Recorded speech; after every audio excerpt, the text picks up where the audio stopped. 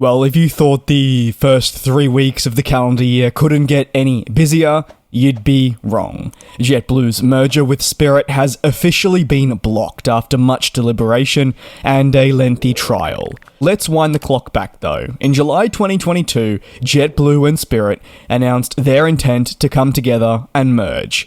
It was a decision that ultimately followed previous attempts by Frontier to merge with Spirit. These merger aspirations truly did see a three-way battle for acquiring Spirit. Eventually, JetBlue was to outbid Frontier. However, there were immediate concerns over the regulatory process that would lead to what the pair hoped to be approval. Consolidation within any market will always be closely inspected by watchdogs, who determine whether a tie-up will negatively affect the industry, competition, and consumers. The judge overseeing the lengthy court case that occurred towards the back end of 2023 has blocked the deal from taking place. This merger has thus been completely ruled off unless an appeal takes hold, but getting that appeal over the line would be very difficult and costly. The official documentation noted that the combined JetBlue and Spirit would put more competition on the larger airlines in a post-merger world. However, there would be catastrophic impacts to consumers who rely heavily on the low-cost model of Spirit. The belief is this would be harmed. Therefore, such a merger violates the Clayton Act. As these plans come to a close, this will result in a significant breakup fee for Spirit on JetBlue's part. JetBlue says it is currently assessing the verdict and will decide the next course of action after a thorough analysis. Following the immediate news of JetBlue's acquisition of Spirit being blocked, the latter's stock absolutely tumbled, with Spirit losing more than half of its value in 30 minutes, which indicates just how much of a reliance there was on this takeover going through and how the prospective outlook for Spirit without a takeover is just a tad bleak.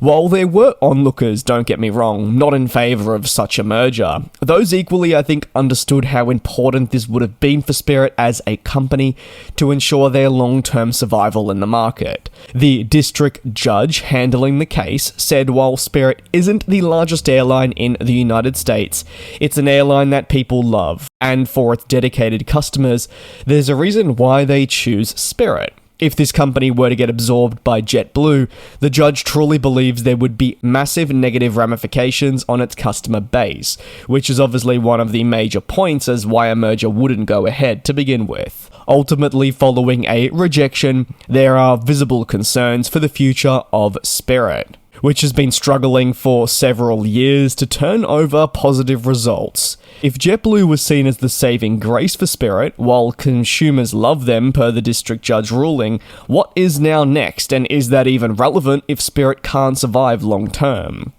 As part of JetBlue's merger with Spirit, the ambition was to work its way into the big three airlines within the United States and really make it a big four. While ambitious, the airline believed that through this acquisition it would be able to better compete against rivals that currently dominate the US industry. The district judge actually agreed on this stance. However, the overall impact on consumers was once more brought up at the loss of Spirit. While JetBlue saw Spirit as a way out, some onlookers and analysts believed an acquisition would have seriously impacted the company, ultimately with a strong financial burden. JetBlue's stock has lifted following today's rejected merger, but the future outlook for both of these companies remains very much uncertain. Now, on to concerns over mergers.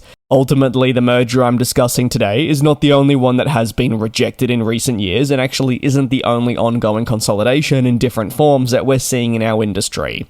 Following the pandemic, airlines have looked to come together in markets with a belief of solid benefits. For some companies, this was also viewed as a way out of the financial pressures that they were feeling, or maybe a lack of a visible long-term future. Currently, Asiana and Korean are looking to tie up a long-discussed merger, and have slowly but surely been obtaining approval from the necessary regulators. If and when this is completed, we'll have a new mega airline. However, within the United States, consolidation has been much harder to actually get approved. While some were excited about the prospective JetBlue and Spirit merger, most had their concerns pretty much from the offing that this would be approved. Looking ahead, we know Alaska Airlines will take over Hawaiian. However, in similar fashion, this deal will be subject to approval first, and what takes place from there remains to be seen. But for now, any hopes of JetBlue and Spirit coming together has been completely ruled off.